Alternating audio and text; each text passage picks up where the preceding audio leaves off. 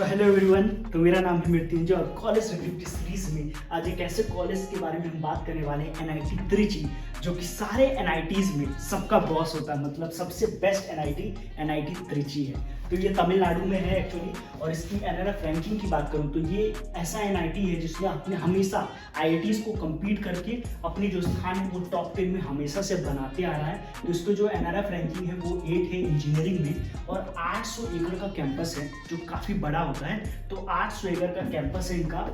और यहाँ पे जब क्योंकि ये एनआईटी है तो 50% जो सीट्स हैं they are reserve for home state, ठीक है, जो तमिलनाडु के बच्चे जिसमें जा सकते हैं, एंड 50% आर अदर, उसमें बाकी लोग सारे कम्पीट कर सकते हैं। अगर मैं एडमिशन की बात करूँ तो जेईई मेन का जो आप पेपर देते हो उसके बेसिस पे इसमें एडमिशन मिलता है। काउंसलिंग जो होती है वह जोसा और सीएस से भी स्पेशल राउंड के थ्रू इसमें एडमिशन्स मिलता है। अगर मैं सबसे ज़्यादा इंपॉर्टेंट होता है किसी भी एनआईटी में कि आउटपुट कितना मिल रहा है, जितना हम इन्वेस्ट कर रहे हैं, क्योंकि फीस भी थोड़ी अच्छी है।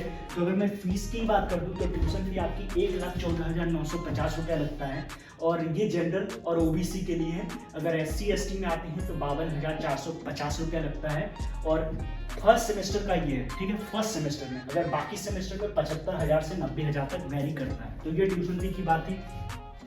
और फी वेवर भी मिलता है। अगर लेस देन 1 LPA आपकी फैमिली इनकम है तो आपका फुल स्कॉलरशिप मिलता है ट्यूशन फी पे सिर्फ। और अगर 1 to 5 LPA में हो तो 2/3 जो फीस होता है वो माफ हो जाता है। तो जब हम इतना ज़्यादा फीस देते हैं तो कहीं ना कहीं हमारी एक्सपेक्टेशन होती है कि हमें उसका आउटकम कितना मिलने वाला है। तो अगर मैं प्लेसमेंट की बात करूं तो इसका हाईएस्ट जो पैकेज था वो 72 LPA था लास्ट ईयर का। और जो एवरेज सारे मतलब जितने भी ब्रांचेज हैं उनका मिलाकर के अगर बात करूं तो 12.8 LPA है। और सीएससी में जो एवरेज पैकेज गया है वो 20.97 LPA गया है। ये कोई वेबसाइट पे नहीं बताया गया है, बिल्कुल कोड़ा वगैरह पे जो बच्चों का रीड करके जो बच्चे वहाँ पे पढ़ रहे हैं उन्होंने जो बताया है उसके अनुसार डेटा लिया गया है। तो जरूरी नहीं कि एग्जैक्ट यही होगा, लेकिन एक रफ आइडिया लग सकता है कि हाँ 20 LPA तक का मतलब प्लेसमेंट इसमें मिल जाता है। अगर मैं एनआईटी त्रिची में मेस की बात करूं तो आपको 9 मेस मिल जाते हैं, और वेज और नॉन वेज दोनों खाना आपको मिल जाता है। और कोई ऐसा ना सोचे कि साउथ में है तो नॉर्थ का खाना नहीं मिलेगा, तो खाना आपको दोनों ही प्रकार का मिल जाता है, नॉर्थ साउथ दोनों का। 22 बॉयज है, 6 गर्ल्स हॉस्टल है। तो आप समझ सकते हो कि बॉयज का रेशियो कितना ज़्यादा है। वैसे भी फिर भी इसलिए जो सुपर न्यूमरस सीट्स होती हैं वो भी रिजर्व की गई है। तो भी बॉयज हॉस्टल और गर्ल्स हॉस्टल का भी अच्छा वहाँ पे मतलब हॉस्टल्स वगैरह काफ़ी अच्छा है।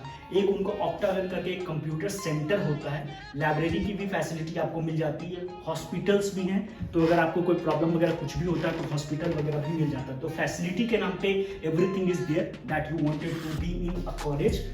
जो फॉरेन स्टूडेंट्स होते हैं उनके लिए जो एडमिशन का मोड है वो डासा के थ्रू होता है, जो हर जगह पे एक ही फॉर्मेट होता है। अब जो सबसे ज़्यादा इंपॉर्टेंट होता है कि वो होता था कट ऑफ मैं सीएससी की बात कर रहा हूँ। अगर मैं सीएससी की बात करूँ कट ऑफ में, तो अगर आप होम स्टेट में आते हो तो जो ओपनिंग रैंक थी लास्ट राउंड की वो 1528 थी और क्लोजिंग 4080 पे हुआ था। उसी तरीके से अगर मैं फीमेल की बात करूँ, यह ओपन कैटेगरी में था। और अगर मैं फीमेल की बात करूं तो opening was 4027 and closing was 5239।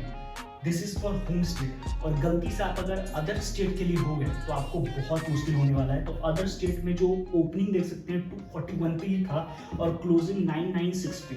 मतलब कोई अगर लड़का है तो उसको तो 1000 के अंदर ही लाना पड़ेगा रैंक, तभी जाके उसको सीएससी मिल सकता है एनआईटी त्रिची में। और अदर के लिए जो फीमेल लोग हैं उनके लिए है 758 एंड 1852। तो ये थोड़ा फिर भी ठीक है, लेकिन आप देख लो कि if you wanted to be go into NIT Tiruchirappalli तो आपको 996 के अंदर मतलब 1000 के अंदर रैंक लाना पड़ेगा। तो अगर हम थोड़ा प्रॉस और कॉन्स की बात कर ले, हाँ ये सबसे इंपॉर्टेंट है, क्योंकि इस बार जो सबसे ज़्यादा मुद्दा इसी चीज़ पे हुआ। सबसे पहले तो ये काफ़ी पुराना है, 1964 में इस्टेब्लिश कर दिया गया था। एंड जो एलिजिबिलिटी क्राइटेरिया है जेईई का एग्जाम तो आपको पास करना ही होता है जो भी उसकी कट ऑफ है, लेकिन 75% मार्क्स और टॉप 20% टाइम में आपको होना जरूरी है। 75% मार्क्स जनरल ओबीसी वगैरह के लिए और 65% एससी एसटी के लिए, जो जेईई की एलिजिबिलिटी क्राइटेरिया है। क्योंकि इसका एडमिशन इसी मोड से होता है, तो that will be the eligibility criteria for going into this college. So this was all the basic details that you, हाँ दो चीज़ें और कि फेस्ट, क्योंकि जब हम किसी कॉलेज में जाते हैं तो कई बार हमारा फेस्ट वगैरह में भी काफ़ी इंटरेस्ट रहता है। तो इनका टेक्निकल फेस्ट होता है जिसका नाम प्रज्ञान होता है, और एक कल्चरल फेस्ट होता है जिसे फेस्टेम्बर बोलते हैं, या फिर एक तो टेक्निकल फेस्ट वगैरह भी काफ़ी अच्छा है, मतलब आपको जितना भी मतलब कल्चरल टेक्निकल, मैं कुछ लिंक्स भी डालूंगा, तो काफ़ी अच्छा है। एंड आई थिंक कि this is for NIT Trichy.